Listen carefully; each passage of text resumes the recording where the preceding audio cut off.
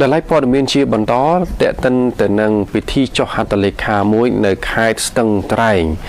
ដែល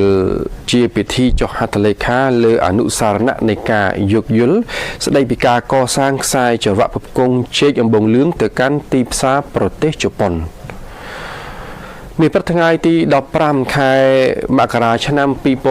2026អាដាមសសុពុត្រាអភិបាលនៃគណៈអភិបាលខេត្តស្ទឹងត្រែងបានអញ្ជើញជាអធិបតីភាពនៅក្នុងពិធីចុះហត្ថលេខាលើអនុសារណៈយោគយល់កសាងខ្សែចង្វាក់ផ្គង់ជែកអំបងលឿងទៅកាន់ទីផ្សារប្រទេសជប៉ុនពិធីចុះហត្ថលេខារវាងក្រុមហ៊ុន Pumadi និងក្រុមហ៊ុន Sumifru Japan Corporation ដែលរៀបចំនៅសាលាខេត្តស្ទឹងត្រែងនាព្រឹកដដែល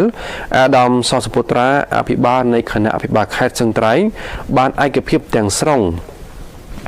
នៅបានជំរុញដល់ក្រុមហ៊ុនបន្តពង្រីកការនាំចេញផលិតផលកសិកម្មនៅខេត្តស្ទឹងត្រែងឲ្យបានទូលំទូលាយក្នុងនោះមានវិស័យកសិកម្មវិស័យកសិឧស្សាហកម្មនិងទេសចរជាសក្តានុពលនៅក្នុងខេត្តនេះអាដាមអភិបាលខេត្តស្ទឹងត្រែងក៏បានស្នើសុំឲ្យក្រុមហ៊ុន Sumifru Japan Corporation ពិចារណាក្នុងការនាំចេញនៅដំណាំកសិឧស្សាហកម្មមានដូចជាដំណាំកៅស៊ូស្វាយចន្ទីស្វាយកែវរមៀតអាកាសយ៉ាម៉ៃសាទុរេនជាដើមហើយសង្ឃឹមថានឹងមានកិច្ចសហប្រតិបត្តិការជាបន្តបន្ទាប់សូមគូបញ្ជាក់ផងដែរថាគម្រោងដីសម្បទានសេដ្ឋកិច្ចនៅក្នុងខេត្តស្ទឹងត្រែងសរុបមានចំនួន13គម្រោងមានផ្ទៃដីសរុបចំនួន 91,570 ហិកតាប៉ុន្តែការអនុវត្តជាក់ស្ដែងទើបតែបាន 22,314 ហិកតាត្រូវជាប្រមាណ 25% ប៉ុណ្ណោះបច្ចុប្បន្នគម្រោងសម្បទានដីសេដ្ឋកិច្ចក្នុងខេត្តស្ទឹងត្រែងបានទទួលទិន្នផលដំណាំជែកអំបងលឿងស្រស់សរុបចំនួន 1,6,516 តោនហើយនឹងផលិតផលជ័រកៅស៊ូស្ងួតសរុបនាំចេញចំនួន 4,131 តោន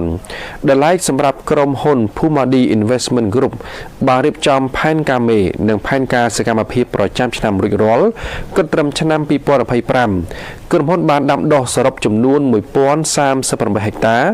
រួមមានដំណាំជែកអំបងលឿងចំនួន 725 ហិកតាដំណាំទុរេនចំនួន 313 ហិកតានិងបាននាំចេញជែកអំបងស្រស់សរុបចំនួន 16,010 តោនទៅកាន់ប្រទេសជប៉ុន 85% និងប្រទេសកូរ៉េខាងត្បូង 15%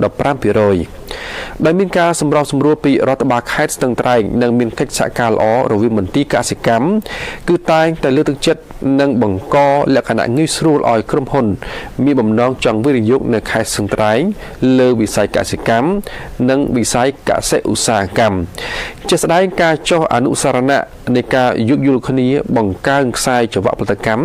នៃការផ្គត់ផ្គង់ការនាំចេញជែកអំបងលឿងស្រស់នាពេលនេះធ្វើឲ្យមានសន្ទុះការឡើងដែលបានទាញយកនៅកម្លាំងពលកម្មក្នុងស្រុកជាច្រើនពាន់អ្នកបន្ថែមទៀតដើម្បីរួមចំណែកអភិវឌ្ឍសេដ្ឋកិច្ចសង្គមឲ្យកាន់តែមានភាពរីកចម្រើន